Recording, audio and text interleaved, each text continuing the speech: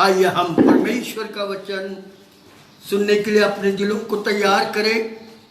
हमारे मध्य में बहन क्रिस्टीना प्रभु का वचन लेकर आ रही है। हम प्रभु का वचन सुनेंगे, अपने मनों को तैयार करेंगे और प्रभु आज हमसे बातचीत करेगा। यस,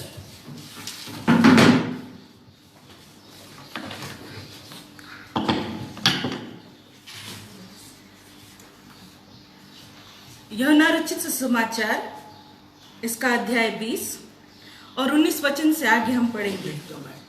यूहन्ना रचित सुसमाचार इसका 20 अध्याय 19 वचन से आगे हम पढ़ेंगे 23 वचन तक। उसी दिन जो सप्ताह का पहला दिन था, संध्या के समय, जब वहां के द्वार जहां चेले थे यहूदियों के डर के मारे बंद थे, तब यीशु आया और उनके बीच खड़ा होकर उनसे कहा, तुम्हें शांति मिले।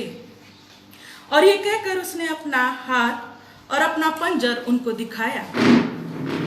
तब चेले प्रभु को देखकर आनंदित हुए। यीशु ने फिर उनसे कहा, तुम्हें शांति मिले। जैसे पिता ने मुझे भेजा है, वैसे मैं भी तुम्हें भेजता हूँ। यह कहकर उसने उन पर फूंका और उनसे कहा, पवित्र आत्मा लो। जिनके पाप तुम क्षमा करो, वे उनके लिए क्षमा किए जाएंगे, और जिनके तुम रखो, वे रखे जाएंगे। प्रभु इस वचन के पढ़े जाने पर आशीष दे। यहाँ पे हम देखते हैं कि यीशु मसीह जी उठा है, और यीशु मसीह जी उठने के बाद मरियम मगदलिनी को दिखाई दिया, उससे बातचीत किया और उसको ये खातरी दिलाया कि मैं जीवित हूँ, और उससे ऐसा कहा कि मुझे ना छू, क्योंकि मैं अब तक स्वर्ग में नहीं गया।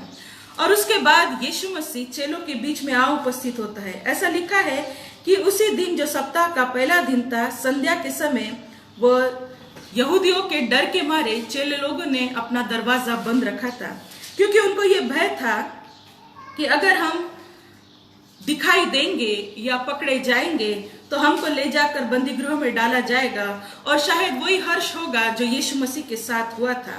इसलिए वो डर के मारे अपने आप को छुपाए रखे।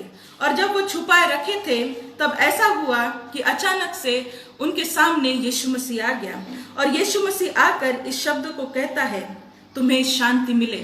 यहूदियों की रीति रिवाज के अनुसार ये बहुत कॉमन बात थी कि जब जब वो लोग मिलते थे तो ये कहते थे कि आपको शांति मिले।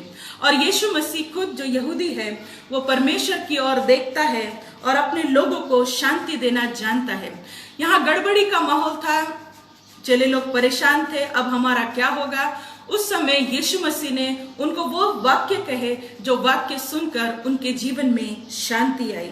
ऐसा लिखा है, और ये कहकर उसने अपना हाथ और अपने पंजर उनको दिखाए। प्रभु यीशु मसीह जब मुलाकात लेने आता है, तो मुलाकात लेते समय वो ये जानता है कि मेरे लोगों को मेरी पहचान होना है, क्योंकि अगर मेरी पहचान नहीं होगी तो वो कुछ और समझेंगे। आप ये बात जानते हैं कि यीशु मसीह ने एक दिन चेलों को आगे जाने को कहा, और बड़े ही हंसमुख रीति से यीशु मसीह पानी पर चलता आया, और जिसको देखकर सारे चेले डर गए, अरे भूत है, भूत है, भूत। लेकिन यीशु मसीह ने कहा, नहीं, ये मैं हूं, और चेले लोगों का डर वहां से निकल गया। प्रभु यीशु मसीह डर के समय में मनुष्य को सांत्वना देना जानता है। प्रभु यीशु मसीह डर के समय में मनुष्य की मुलाकात लेना जानता है। जब आपको भयभीत होते हो, जोर के बाहर से अगर थंडर हुआ तो मन ऐसा घबरा जाता है, या कोई भी प्रकार का सिचुएशन हमारे जीवन में आता है, हमारे घर के लोग अगर बीमार पड़ जाते हैं तो उनके मृत्यु का भय सताता है, या कोई भी सिचुएशन जो आजू बाजू चलती है, या कोई भी परिस्थितियां जो आजू बाजू चलती है, उन सब को देखकर मनुष्य का मन घबरा जाता है। लेकिन ऐसे घबराई हुई परिस्थिति में प्रभु यीशु मसीह अपने लोगों से मिलना जानता है। ऐसा लिखा है कि यीशु मसीह ने उनके भय को देखा और उनसे ऐसा कहा कि तुम्हें शांति मिले। उनको जो डर था, जो लोगों का डर था, वो उस समय उनके जीवन से निकल गया, क्योंकि यीशु मसीह जब अपनी शांति लेकर आता है तो वो सारी समझ से परे है। ऐसा लिखा है 21वें वचन में, यीशु ने फिर उनसे कहा, तुम्हें शांति मिले। 2 बार यीशु मसीह उनको शांति की बातें कहता है कि तुम्हारे अंतःकरण में तुमको शांति मिले। कई बार हम शांति के बातें बोलते हैं, सुनते हैं, लेकिन जब तक यीशु मसीह अपने वचनों के द्वारा और अपनी खुद की परिस्थिति में जब हम रहते हैं तब आके उपस्थित ना हो, तब तक हमारे जीवन में शांति नहीं आती है। इसलिए यीशु मसीह जब जान गया कि ये लोग अब मेरे जो हाथ है जिसके यहाँ पे खीला ठोका गया उसको पहचान रहे हैं, मेरे बाजू में जहाँ पे भाला भोसा गया था वहां को देखकर मुझको पहचान रहे हैं, तो उनके चेहरे पर आनंद आया। और मुझे आपको यही बात कहनी है कि यीशु मसीह मनुष्य के जीवन में आनंद लाता है। आप कोई भी गंभीर परिस्थिति में क्यों ना हो, यदि यीशु मसीह का वचन आपके जीवन में आए तो यीशु मसीह की शांति आज आपके जीवन में आएगी। यीशु मसीह का वो प्रेम और आनंद जो उसके देखने में दर्शाता है, उसके उपस्थिति में दर्शाता है, वो आपके जीवन में शांति लाएगा। ऐसा कहा है कि यीशु मसीह ने उनको कहा फिर से, तुम्हें शांति मिले। जैसा पिता ने मुझे भेजा है वैसा ही मैं तुम्हें भेजता हूँ। प्रभु यीशु मसीह अपने वचन के अनुसार ये बोल रहा है, जैसा परमेश्वर पिता ने मुझे भेजा है मैं आपको भेजता हूँ। प्रभु यीशु मसीह का ये जो बोलना है, इससे ये पता चलता है कि यीशु मसीह विश्वास करता है अपने लोगों पर, जो उसके चेले हैं उन पर विश्वास करता है। हम जो उसकी आज्ञाएं मानते हैं उन पर विश्वास करता है। और विश्वास के वजह से यीशु मसीह केवल यही बोलता है कि जैसे पिता ने मुझे भेजा है, आज मैं भी तुमको बाहर भेज रहा हूं। आज हमको और आपको परमेश्वर जब मिलने आता है और परमेश्वर जब हमारे जीवन के सारे केओस को, जो कोई भी गड़बड़ियां होती है, जो कोई भी वातावरण खराब होता है, उसको शांत करके परमेश्वर आपको उसी स्थान में लाना जानता है जिसमें आप जाके परमेश्वर का प्रचार करो या उसके लिए आत्माओं को जीतो। वैसे ही बात यीशु मसीह ने अपने चेलों को ढाढ़स बांधते हुए कहा कि जैसा मुझे परमेश्वर ने भेजा है, परमेश्वर पिता ने भेजा है, वैसा ही मैं भी तुमको भेज रहा हूँ। और भेजते समय उसने और एक बात करी। ऐसा लिखा है 22 वचन में, यह कहकर उसने उन पर फूंका और उनसे कहा, पवित्र आत्मा लो। प्यारे परमेश्वर के लोगों, हम ये बात जानते हैं कि जब यीशु मसीह उठा लिए जाने वाला था, उससे पहले उसने सारे जो चेले थे उनको कहा था कि तुम एकत्रित होना और तब पवित्र आत्मा तुम पर उतरेगा और तुम परमेश्वर के नाम के लिए एक टेस्टिमनी, एक गवाही के रूप में सब तरफ जाओगे।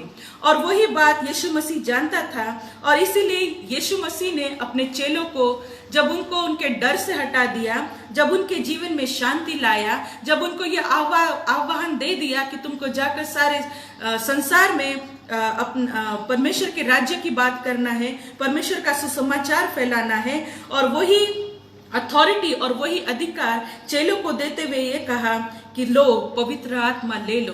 प्रभु यीशु मसीह ने उनके ऊपर फूंका और फूंके बराबर जो लोग वहां थे, जो प्रेरित लोग वहां थे, उनके ऊपर पवित्र आत्मा उंडेल दिया गया। और ऐसा लिखा है 23 वचन में, जिनके पाप तुम क्षमा करो वे उनके लिए क्षमा किए जाएंगे और जिनके तुम रखो वे रखे गए हैं। बहुत ही गंभीर बात आखिरी में जाने से पहले यीशु मसीह ने अपने चेलों को कहा, और चेलों को ये बात बता रहा है कि जिनके भी पाप तुम क्षमा करोगे वो उनके लिए क्षमा हो जाएंगे, लेकिन जिनके पाप तुम रखो वे उनके लिए रख दिए जाएंगे। ये बहुत गंभीर बात है, क्योंकि हम अपने व्यक्तिगत जीवन में परमेश्वर की ओर गिड़गिड़ा कर विनती और दुआ और प्रार्थना करते हैं, और विनती और दुआ और प्रार्थना करते कि हे पिता, तू हम पापी पर क्षमा कर, हमको तू दया कर, हमारे सारे पापों को धोकर शुद्ध कर। और जब हम ये विनती और प्रार्थना करते, एक बहुत गंभीर बात यीशु मसीह ने अपनी प्रार्थना में हमसे कही, और वो ये बात हमको दिखता है मत्ती रचित सुसमाचार इसका 6वां अध्याय, मत्ती रचित सुसमाचार इसके 6वां अध्याय और इसके 14वें वचन में ऐसा लिखा है, यदि तुम मनुष्य के अपराध क्षमा करोगे तो तुम्हारा स्वर्गीय पिता भी तुम्हें क्षमा करेगा, और यदि तुम मनुष्य के अपराध क्षमा न करोगे तो तुम्हारा पिता भी तुम्हारे अपराध क्षमा न करेगा। प्रभु यीशु मसीह ने आखिरी में जाते जाते चेलों से ये बहुत गंभीर बात करी, जिस किसी के भी अपराध को तुम नहीं क्षमा करोगे वे रह जाएंगे, लेकिन जिन किसी के भी अपराधों को तुम क्षमा करोगे वे क्षमा किए जाएंगे। और जब यीशु मसीह ने ये बातें बोली तो शायद उनको याद आया होगा कि प्रभु यीशु ने मसीह ने हमको बहुत सुंदर प्रार्थना सिखाई, और वो प्रार्थना, हे हमारे पिता तू जो स्वर्ग में है, तेरा नाम पवित्र माना जाए, तेरा राज्य आए, तेरी इच्छा जैसे स्वर्ग में पूरी होती है वैसे इस पृथ्वी पर भी हो। हमारे दिन भर की रोटी तू आज हमें दे, और जिस प्रकार हम अपने अपराधियों को क्षमा करते हैं उसी प्रकार तू हमारे अपराधों को क्षमा कर। और ये प्रार्थना उनके स्मरण में आई होगी, और जब ये प्रार्थना उनके स्मरण में आई होगी तो ये बात वो जान लिए होंगे कि प्रभु ने कितना सुंदर अधिकार उन चेलों को दिया और हमें से हर एक को दिया जो उसके नाम पर विश्वास करते हैं। परमेश्वर ने अपने वचन में स्पष्ट रीति से कहा है, यदि तुम उनके अपराधों को क्षमा करोगे। हम और आप जानते हैं कि हमको प्रभु यीशु मसीह के सामने गिड़गिड़ाने में तकलीफ नहीं होती। हम और आप ये बात जानते हैं कि जब हम परमेश्वर से प्रार्थना करते हैं तब हम उसको गिड़गिड़ा कर, आंसू बहा कर अपने पापों की क्षमा मांग लेते हैं। लेकिन जब हम अपने पापों की क्षमा मांगते हैं तब हम ये बात भूल जाते हैं कि जिसके विरुद्ध में हमने पाप किया है वो तो परमेश्वर जरूर है, लेकिन हम कभी जब मनुष्य के विरुद्ध में पाप करते हैं, क्या हमारे अंदर वो हिम्मत, वो कुव्वत और वो ताकत है क्या कि हम जाकर हमारे लोगों को कहें, हे भाई मुझे तू क्षमा कर। हम छोटे बच्चों को बोलते थे, अरे अरे तुमने गलती की, जाओ जाके सॉरी बोलो, और फटाक से वो बच्चा सॉरी भी बोल देता है। कभी कभी हट्टी बच्चे रहते हैं तो सॉरी बोलने में थोड़ा टाइम लगाते हैं। लेकिन हम जो परमेश्वर में परिपक्व लोग हैं, जो परमेश्वर की वाचाओं को जानते हैं, परमेश्वर के अनुग्रह को जानते हैं, परमेश्वर की दया को जानते हैं और उसके अनुग्रह का हम किस प्रकार लाभ उठाते हैं, क्या हम मनुष्य के पास जाकर ये बात अपने मुख से कहने में सामर्थ्य है क्या हमारे अंदर वो कुव्वत है कि हम इतने नम्र हो कि एक दूसरे से जाकर बोले, हे भाई तू मुझे क्षमा कर। ऐसा लिखा है कि यीशु मसीह अपने वचन में एक स्वर्ग के राज्य की बात बता रहा है। हम निकालेंगे मत्ती रचित सुसमाचार इसका 18वां अध्याय।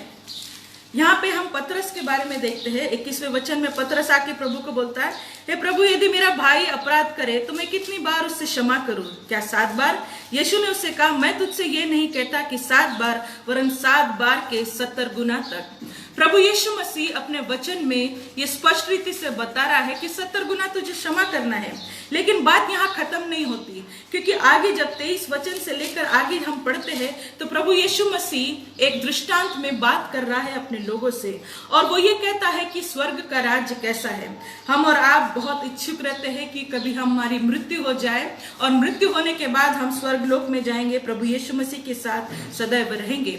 लेकिन प्रभु यीशु मसीह जब हम पृथ्वी पर ही है, परमेश्वर के स्वर्ग के राज्य की अनमोल जो पदार्थ है, अनमोल जो वस्तु है, वो हमसे और आपसे बांटना चाहता है।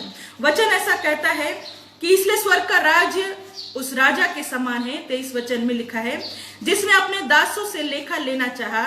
जब वह लेखा लेने लगा तो एक जन उसके सामने आ गया जो 10,000 तोड़े का कर्जदार था। एक व्यक्ति आया राजा के सामने, जिसको सारा अधिकार है, राजा के सामने जिसके पास धन संपत्ति की कोई कमी नहीं, और ऐसा लिखा है कि उसने अपने दासों का लेखा लेना चाहा। और जब लेखा लेना चाहा तब उसने पाया, मैं आगे का पूरा नहीं पढ़ूंगी, लेकिन इस दास ने देखा कि मैं कर्जदार हूं राजा का, और राजा ने देखा कि इस दास के पास जो भी है वो उसके बेटे और उसकी पत्नी है, और बाकी कुछ ऐसा धन नहीं है जो मैं अपना कर्जा वापस ले लूं। तो राजा ने ऐलान कर दिया कि जाके उसके बेटे और उसकी पत्नी को लेकर आओ ताकि वो सेवा करे और ये सारा ऋण भर जाए। लेकिन वो बड़ा गिड़गिड़ा कर, पर वो राजा के सामने अपने मस्तक टेकता है, अपने आप को पूरा नम्र करता है और रो रो कर बोलता है कि हे राजा मुझे क्षमा कर, मैं तेरा ये सारा चीज नहीं दे सकता, ये कर्जा मेरे सर के बाहर है, मेरे ऊपर है, पर लेकिन मैं इसमें सामर्थ्य नहीं हूं कि मैं इसको फेर सकूं।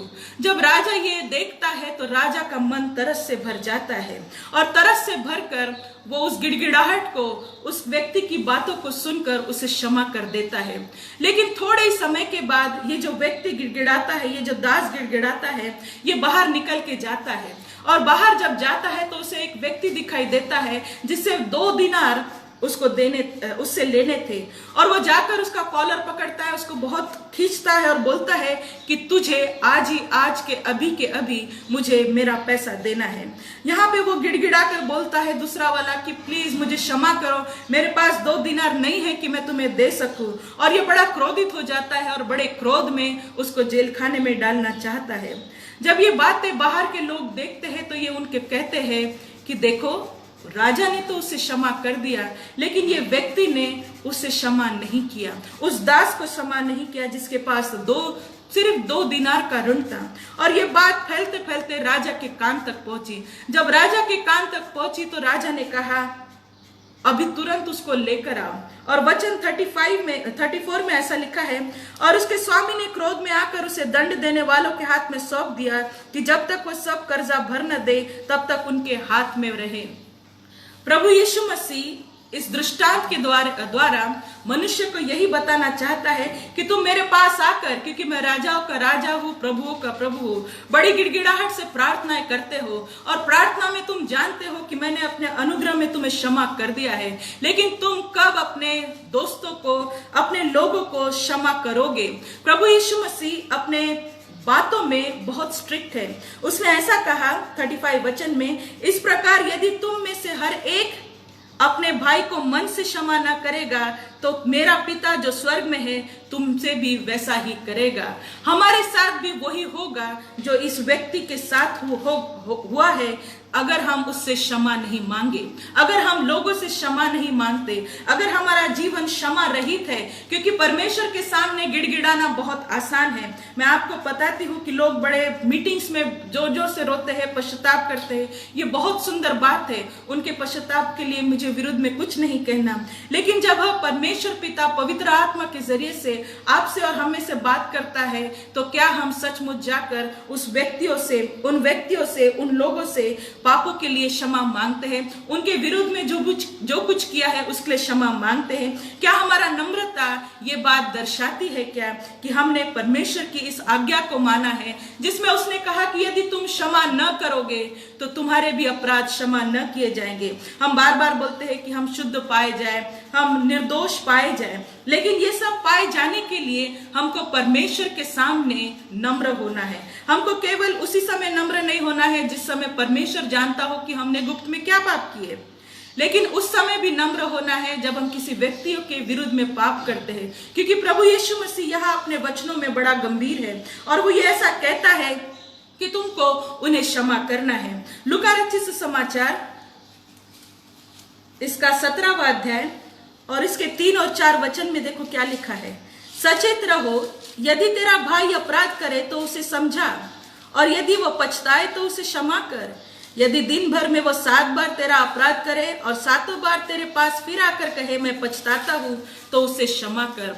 बहुत कठिन बात होती है कि पछताना, मनुष्य के सामने पछताना या पछता के जाके माफी मांगना या नहीं मांगना।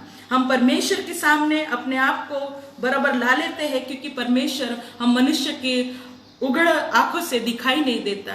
लेकिन क्या हम अपने लोगों को, क्या जो लोग हमारे विरुद्ध पाप करते हैं उनको क्षमा दे सकते हैं?